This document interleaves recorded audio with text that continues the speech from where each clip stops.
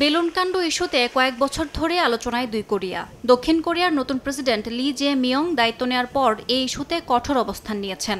দুই দেশের সীমান্তে লাউডস্পিকার প্রচার বন্ধ করার পাশাপাশি বেলুনে লিফলেট ও ময়লা আবর্জনা পাঠানোকে জাতীয় নিরাপত্তার জন্য হুমকি আখ্যা দিয়ে কড়া পদক্ষেপের হুঁশিয়ারি দেন তিনি।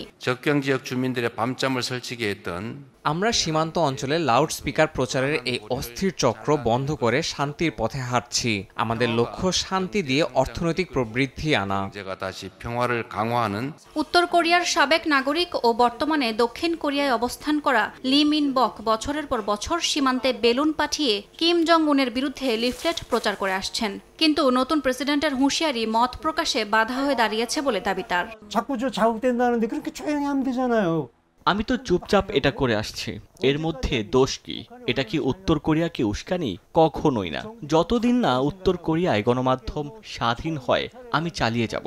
আমাদের সরকারকে লজ্জিত হওয়া উচিত। প্রেসিডেন্ট লি জে মিয়ং শুরু থেকে উত্তর কোরিয়ার সঙ্গে উত্তেজনা প্রশমনে কাজ করে আসছেন। সরকারের মতে শান্তিপূর্ণ পরিবেশই অর্থনৈতিক অগ্রগতির চাবিকাঠি। এই কড়াকড়িতে স্বাগত জানিয়েছেন সীমান্তবাসীর একাংশ। ইয়াসমিন অনন্যা, সময় সংবাদ।